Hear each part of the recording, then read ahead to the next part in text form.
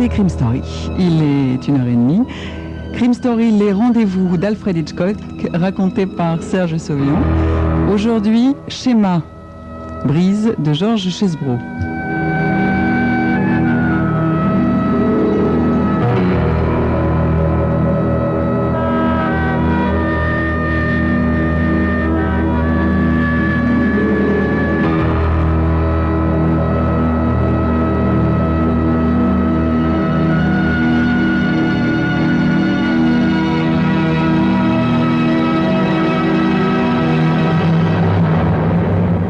On serait en droit de penser que la mort et la violence sont réservées à la police.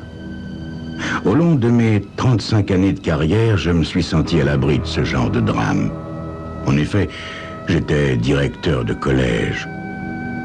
Quand j'ai appris de façon fortuite l'histoire d'Émilie Thérault et des jumeaux Eaton, mon sang s'est glacé de peur. La pire des peurs, la peur rétrospective. À cette époque, Émilie enseignait la sociologie dans mon collège, notamment à Howard et Cathy Eaton, les jumeaux surdoués. Ah, une dernière chose, Émilie se remettait à peine d'une grave dépression nerveuse. Voici les faits tels que je les imagine. En cette fin de journée, Émilie met les dernières notes aux devoirs corrigés, les rassemble avec une agrafe avant de les ranger. Madame Thérault? Émilie pivote et sursaute en voyant les jumeaux près de son bureau. Oh, vous m'avez fait peur, mes enfants. Je ne vous ai pas entendu entrer. Mais que faites-vous si tard à l'école? On est venu au sujet des notes de ma sœur, madame, dit Howard en la fixant de manière gênante. Enfin, de manière gênante de la part d'un enfant de 15 ans à peine. Émilie regarde la fille. Je vous écoute, Cathy. Elle aurait aimé répondre avec bonne humeur plutôt que sur ce ton pesant et fatigué.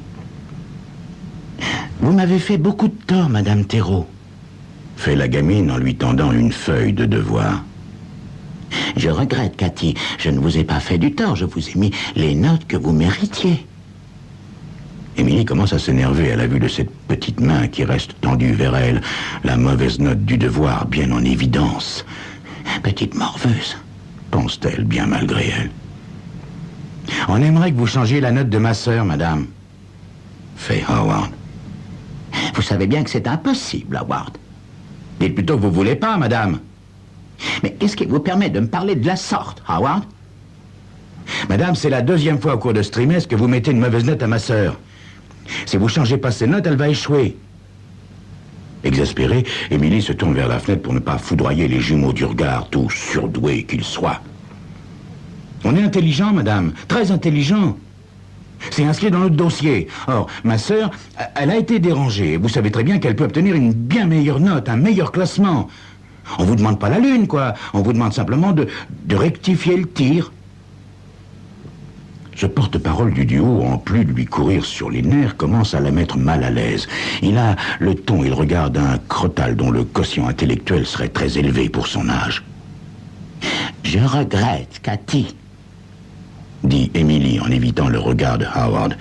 Vous avez ce que vous méritez, sans plus. C'est dommage, Madame Thérault, fait le gamin. Cathy et moi, on a l'intention d'aller plus tard dans de bonnes universités. Comme nous sommes tous les deux dans un foyer, une sorte d'institution, puisque nous sommes boursiers, on doit donc avoir les meilleurs résultats. Je le sais, Howard, mais je regrette. Changez la note, Madame Thérault. Sinon, on vous tuera, conclut Howard. La salle de classe devient très silencieuse. On n'entend plus que la respiration oppressée d'Émilie. Ses poings se serrent à blanchir ses phalanges. Elle donnerait gros pour écraser le petit ordinateur qui trône sur son bureau, sur la tête de ses petits morveux. Mon frère dit la vérité, Madame Thérault. Si vous changez pas ma note, on vous tuera. On a déjà tué, vous savez. Il y a juste un mois. On a tué Margie Whitehead. Et toi, Cathy, fait Howard. De toute façon, je sais qu'il n'y aura pas de problème. Madame Thérault s'occupera de toi comme il le faut. N'est-ce pas, Madame Thérault? Émilie a envie de hurler. Ses angoisses récentes refont surface. Elle se sent à nouveau glisser sur la pente de la dépression. Elle respire lentement et profondément. Mon Dieu, elle ne va tout de même pas se laisser impressionner par ces deux petits monstres. « Suivez-moi, » dit-elle. « Et où on va ?» demande Howard. « Vous le savez très bien, Howard.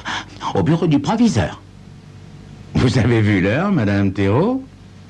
demande Howard avant d'éclater de rire. « Il est chez lui depuis longtemps. Allez, viens, Cathy, on s'en va. »« C'est ça, sortez !» dit Emily en fermant les yeux. Quand elle les rouvre, ils ont disparu. Elle se demande alors si elle ne vient pas de faire un cauchemar. Le lendemain, elle se rend chez le psychologue du collège, un homme jeune, infatué de sa personne. Le jeune homme écoute l'histoire sans broncher. Il lui rappelle Howard en plus âgé. Très franchement, Madame Theroux, je ne sais que dire. Vous pensez peut-être que je viens d'inventer tout ça? Ne vous énervez pas, Madame Theroux. Les Eaton sont plus que des enfants ordinaires. En plus d'être surdoués, ils ont subi un sérieux traumatisme.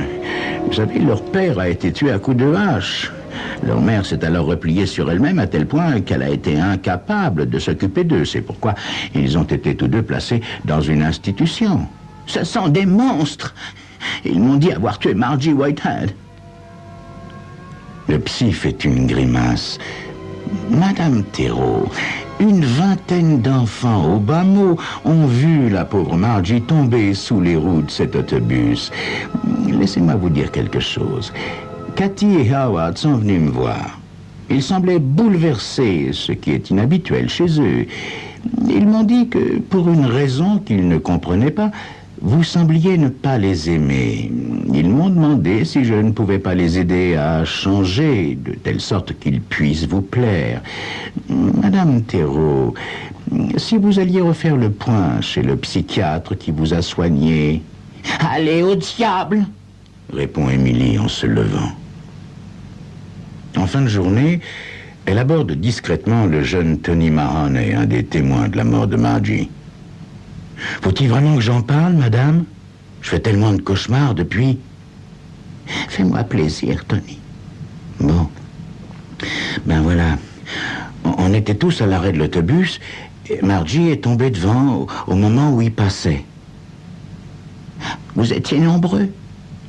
Oh, une vingtaine, madame. Et Cathy Eaton? Cathy? Ben, elle était à côté de Margie et de moi. Vous savez, personne n'aimait Margie. Elle se moquait de tout le monde. Surtout de Cathy, à la gymnastique. Cathy ne ripostait jamais. Elle se contentait de s'écarter d'elle. Comme une grande personne. Tony, une dernière chose. Fais un effort. S'est-il passé quelque chose d'inhabituel ce jour-là? Le gamin se met à réfléchir intensément. Eh ben, maintenant que vous me le demandez, madame, Howard était bizarre ce jour-là. Moi, je l'avais jamais vu comme ça.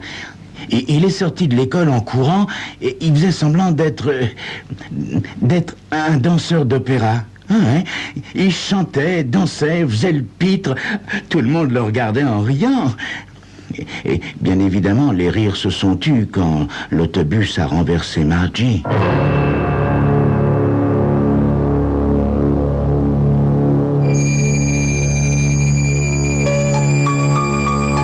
Une vingtaine de gosses étaient là quand l'autobus a renversé Margie. C'est tout de même curieux qu'Howard ait attiré leur attention cette fois-là précisément. Pourquoi l'a-t-il fait? C'est ce que vous saurez dans quelques instants.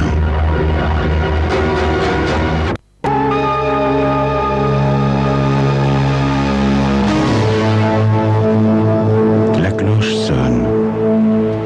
Emily fait semblant de chercher un papier dans un tiroir de son bureau et met en marche un petit magnétophone à l'insu des jumeaux. « Vous vouliez nous voir, Madame Theroux ?» demande Howard. Oui, Howard. J'ai décidé de maintenir mes notes à votre sujet, Cathy. Vous voulez toujours me tuer? jumeau la regarde froidement et s'exclame en prenant une voix chagrine. « Mais on ne sait pas de quoi vous voulez parler, Madame Thérault. Vous tuez? Et est-ce que vous vous sentez bien, Madame? » « Je me sens parfaitement bien. Raison pour laquelle je ne répondrai pas à vos menaces. Cathy, vous conserverez votre note. Point final. » Le regard comme du marbre, Cathy émet un sanglot. Puis Howard demande « Pourquoi est-ce que vous nous persécutez, Madame Thérault? Dites-moi, réellement, vous vous sentez bien ?» Complètement désemparée, Émilie les regarde à tour de rôle, tandis que le magnétophone ronronne dans le tiroir. Mon Dieu, ils ont deviné. Ces petits monstres ont deviné que la conversation est enregistrée. « Sortez d'ici !» leur crie-t-elle. Le lendemain, à l'aube, le téléphone la réveille. « Madame Thérault, ici Howard. »« Je sais, Howard, je vous ai reconnu. » « Madame Thérault, je voulais simplement vous dire que on n'est pas si stupide que ça. On vous adressera plus jamais la parole à l'école. Et c'est la dernière fois que je vous téléphone, au cas où vous auriez un magnétophone. » Howard, écoutez-moi bien, Howard. Vous êtes malade, mon petit. Cathy aussi est malade. Vous avez besoin d'aide. Laissez-moi vous aider. Écoutez-moi, espèce de vieille folle. On sort pas d'une maison de cinglés, nous. On n'a jamais eu de dépression nerveuse, nous. La seule aide que nous attendons est que vous changiez les notes de Cathy. Howard, où êtes-vous? Dans une cabine téléphonique, Madame Thérault, en face de l'institution. Dès que j'aurai raccroché, j'aurai regagné ma chambre par la fenêtre et je me serai recouché. Entre-temps, vous feriez bien d'aller jeter un petit coup d'œil à votre voiture. Ma voiture? Oui. Elle est morte, votre voiture, Madame Thérault. Les pneus sont lacérés, les fils sont arrachés, et il y a 5 kilos de sucre dans le réservoir. Mais pourquoi, Howard? Pourquoi? Parce que vous êtes trop stupide, Madame Thérault. Tout ce temps que vous êtes, vous avez de si petites têtes, et vous croyez le droit de contrôler des gens comme ma sœur et moi. Howard, mon petit Howard, vous êtes fou. Demain, Madame Thérault. Howard, non, plus de discours, Madame Thérault. Demain, c'est le dernier jour. Ensuite, on vous fera subir le même traitement qu'à votre voiture. Ensuite, on ira pleurer sur l'épaule de cet idiot de psychologue en disant quel choc votre mort nous a causé. Bonne journée, Madame Thérault. Ce soir-là, Émilie prend rendez-vous avec le docteur Sykes, le psychiatre qui a suivi sa dépression. D'après la description que vous venez de m'en donner, Émilie, les jumeaux Eaton ont une personnalité sociopathologique. Mais pour aggraver les difficultés, ils sont doués d'une grande intelligence. Ils ont en effet combiné leur existence comme une partie d'échecs dont ils sont les pièces maîtresses. Dans ces conditions, il est concevable que, soumis à une provocation suffisante, ils en viennent à tuer, comme vous écarteriez un caillou de votre chemin. Et à leurs yeux, vous êtes devenu un véritable défi, ma pauvre Émilie. Émilie ferme les yeux puis se met à parler lentement, comme pour exorciser ces deux petits démons. Croyez-vous que j'ai tout imaginé, docteur? Je ne sais pas, ma bonne Émilie, je ne sais pas. Qu'en pensez-vous vous-même? Émilie prend dans son portefeuille une carte de visite qu'elle tend au docteur Sykes. Qui est-ce, Émilie? Elizabeth Eaton, leur mère. J'ai pris une journée de congé pour lui rendre visite de l'autre côté de l'État. Une femme étrange, brisée, qui vit seule. Elle était heureuse d'avoir quelqu'un avec qui bavarder. Et de quoi avez-vous parlé, Émilie? À votre avis, docteur? Émilie marque un temps en cherchant à formuler ce qu'elle a à dire. Mon Dieu, ce n'est pas si facile. Madame Eaton pense que Howard et Cathy ont tué son mari. c'est-à-dire leur propre père. Sykes lève les yeux. Elle a dit ça? Elle ne me l'a pas avoué directement, docteur. Elle me l'a fait entendre. Quelle femme, ayant toute sa raison, irait accuser 2 enfants, de jeunes enfants, d'avoir tué leur père à coups de hache? Et puis... Oui, Émilie? Et puis, il y a ma voiture saccagée. Oh, Émilie, ainsi que 3 autres dans le même parking. Si c'est Howard qui l'a fait, il a eu la présence d'esprit de donner l'apparence du hasard à son délit. Que dois-je faire, docteur? Ma bonne Émilie, il faut changer la note, naturellement. Émilie sursaute. Sykes la regarde avec insistance. Je n'ai pas dit que je ne vous croyais pas, Émilie. Alors qu'il est, nous devons admettre que 2 hypothèses sont exactes. Ou bien les jumeaux Eaton vous tourmentent réellement, ou bien vous l'avez imaginé. Dans un cas comme dans l'autre, changer les notes ne fera de tort à personne, d'autant que ces enfants sont intelligents et dignes de bons résultats scolaires, n'est-ce pas? Docteur, je ne vous ai pas menti. Ils tueront encore. Il faut les soigner, docteur. Il le faut. Mais qui dit le contraire, ma bonne Émilie?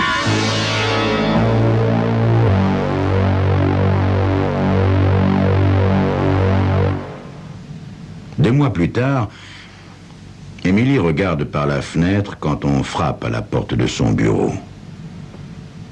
Cathy et Howard Eaton se tiennent sur le pas de la porte, hésitants. Merci de venir me voir après la classe, mes enfants. Je ne vous garderai pas longtemps. Permettez-moi tout d'abord de vous féliciter pour vos bons résultats. Vous avez été, et de loin, mes meilleurs élèves. Merci, madame, dit Howard. On aimerait, Cathy et moi, savoir pourquoi vous nous avez convoqués. Tout simplement pour vous dire pourquoi j'ai été enfermé dans une maison de santé, mes enfants. Voyez-vous, je ne supportais plus le mal, et je me sentais responsable de toute la misère humaine, jusqu'à en arriver au bord du suicide. Tenez, regardez, dit-elle en leur tendant une série de photographies. C'est l'hôpital psychiatrique qui m'a accueilli. C'est joli, non? Cathy regarde son frère avec indécision. Regardez, c'est un bel endroit, n'est-ce pas? Vous comprendrez aisément que je n'aurai pas de peine à y retourner. Parce que, voyez-vous, Cathy, Howard, je vais être obligé de vous tuer tous les 2. Il faut croire que je ne suis pas entièrement guéri, car vous représentez un mal que je vais enrayer à la racine. Vous avez perdu la tête, Madame Thérault. C'est ce que tout le monde croira, Howard. Oui. Dit Émilie en sortant un petit revolver de son sac. Mais quelle importance! Je ferai un nouveau séjour en maison psychiatrique et je serai libéré dans quelques années, la conscience enfin tranquille. Tout ce que j'espère vraiment, voyez-vous, c'est que ça ne vous fera pas mal. Ajoute-t-elle en pointant l'arme sur le front de Cathy. Madame Thérault, s'il vous plaît, je ne veux pas mourir, dit la gamine. Margie et Whitehead ne voulaient pas mourir non plus, mes chers enfants. Ni les gens que vous tuerez plus tard si je vous laisse en vie. En faites pas ça, Madame Thérault, dit Howard. On va tout avouer et on nous enverra dans un hôpital. On nous soignera. Voyons, Howard. Avouez, mais qui vous croira? Je les obligerai à nous croire, Madame Thérault. Je leur parlerai de votre voiture et je leur dirai comment j'ai attiré l'attention des autres élèves pendant que Cathy poussait Margie sous les roues de l'autobus. Oui, Madame Thérault, dit Cathy. On regrette, Maintenant, on regrette d'avoir tué Margie et notre père. Oui, Madame Thiraud, il nous haïssait. Et puis, en fait, c'était pas notre vrai père. Quand on l'a tué, c'était comme un jeu. Dit Howard. Emily pointe l'arme entre les yeux de Cathy. Son visage est complètement exsangue. Howard s'effondre sur un siège en pleurant. Alors, Emily laisse tomber le revolver et arrête le magnétophone qui ronronne dans un tiroir de son bureau. Je ne sais pas comment va se passer votre psychothérapie, mes enfants. Mais j'espère de tout cœur que cette expérience sera un bon démarrage. Soudain, la porte s'ouvre et la pièce s'emplit d'une présence chaude et réconfortante. Cette tension terrible lui a fait oublier qu'elle n'est pas seule, qu'elle ne l'a pas été un instant. Je pense maintenant que le docteur Sykes, que voici, va être désireux de vous parler, mes enfants. Je vous les confie, docteur, dit Emily en quittant son bureau, un pâle sourire aux lèvres, l'air presque heureux.